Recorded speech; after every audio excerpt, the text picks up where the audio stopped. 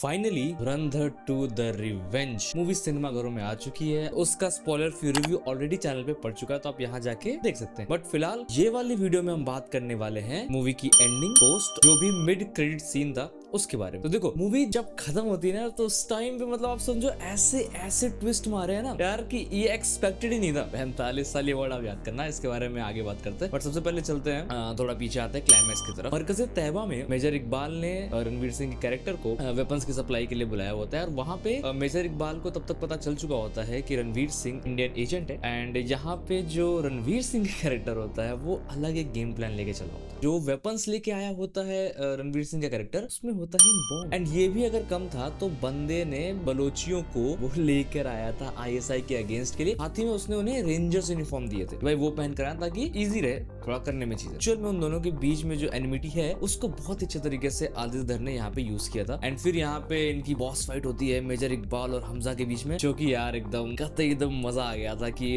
पहले मरकज़े तैयबा के अंदर फाइट होती है, फिर वहां से भागते हैं, बाहर फाइटें होती हैं, फिर उसके बाद वो गली में दौड़ा के मारे जा रहे हैं, फिर खेतों में दौड़ा के मारे जा रहे हैं, वहां से भागते भागते वो पहुंचते हैं वो कंटेनर वाला शिप, वो याद है ना, वो जो रैथ ऑफ गॉड वाला, वहां तक जाते हैं वो। एंड वहां पे फाइनली जो हमारा हमजा का कैरेक्टर होता है वो मेजर इकबाल के दोनों पैर काटता है, उसको केरोसिन टैंकर के ऊपर ऐसे खींच के ले जाता है, टैंकर में फेंकता है, और वहां पे और फार्मिंग करते हुए बंदा उसको जला के मार देता है। और फिर अगर इतना कम था तो बंदा इसके बाद खुद को जाता है सरेंडर कर, वहां की पुलिस को सरेंडर करता है। यार वो जो एक कैरेक्टर नहीं था अपना एसपी के साथ वाला उमर, जिसके साथ कुछ ऐसे कालाकांडी होने वाला था लेकिन वो बंदा बच गया था, तो वो बंदा इसको लेके जाता है। एंड वहां पे जो जनरल होता है आईएसआई का, वो इसको बहुत टॉर्चर करते हैं, लेकिन जाने से पहले वो जो उसके डायरी होते हैं जिसमें सबके नाम वाम लिखे होते हैं, तो वो हमजा का कैरेक्टर रिजवान को देके जाता है। Means the game isn't over yet, भाई जी आप ले जाओ, ऐसा करके आगे कंटिन्यू तुम करना। और फिर इसके बाद जब वो टॉर्चर वाला सीन हो रहा होता है, तो वहां पे लगा था कि may be the movie is and, but Ajay Sanyal का कैरेक्टर आता है। ठीक है, अजय सन्याल का कैरेक्टर डायरेक्ट कॉल करता है हमारे इस आईएसआई जनरल को, और उसको बताता है कि देख भाई सुन, हमारे लौंडे को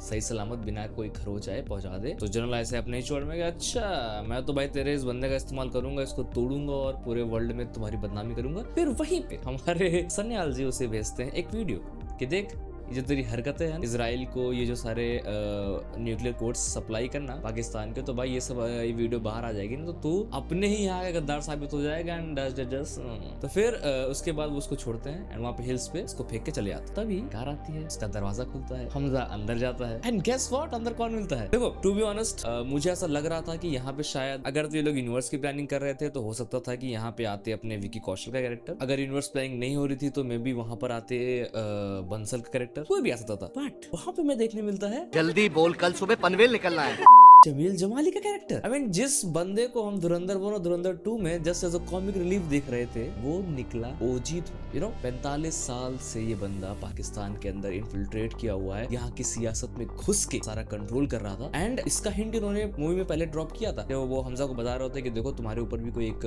होगा तुम्हारा कोऑर्डिनेटर, एंड जिससे शायद तुम कभी मिल भी ना पाओ। But that was like a big twist. And फिर इतना भी कम था, तो जब ना हमजा उतर रहा होता है कार से, तो वहां पे जो बताता है कि बस एक ही मतलब है कि मैं दाऊद को नहीं मार पाया, तो तभी जमील जमाली कुछ कहता नहीं है, बस एक ऐसे हैंडशेक का अपना फोटो दिखाता है, वहीं से पूरी पिक्चर क्लियर हो जाती है कि उसने डीआरडीओ का वो स्लो पॉइजन इस्तेमाल किया था दाऊद को धीरे धीरे तड़पा के मारने के लिए। और जो दाऊद की पूरी हालत हमने मूवी भर में देखी थी ना, उसका जिम्मेदार था जमील जमाली। और ये चीज ना रियल लाइफ इंसिडेंट से काफी मेल खाती है। The incident is same, not the timeline. ये वाला सीन बता रहा था दाऊद वाला, क्योंकि 2023-24 में एक रूमर काफी फैला था कि किसी पार्टी में दाऊद को फूड पॉइजनिंग हुई है, ऐसी न्यूज बाहर आई थी। एंड भाई यार जिस तरीके से उन्होंने पूरे से धागे में से पिरोया है ना सारे डॉट्स को, मुझे ऐसा लगता है कि सिर्फ एंडिंग एक्सप्लेन और इस पे खत्म नहीं होगा। इट्स लाइक कि भाई पूरा एकदम लगेगा इसमें कि एक पूरा धुरंधर फ्रेंचाइजी एक्सप्लेन्ड वीडियो लगेगा। अगर आपको चाहिए प्लीज कमेंट में जरूर बताना।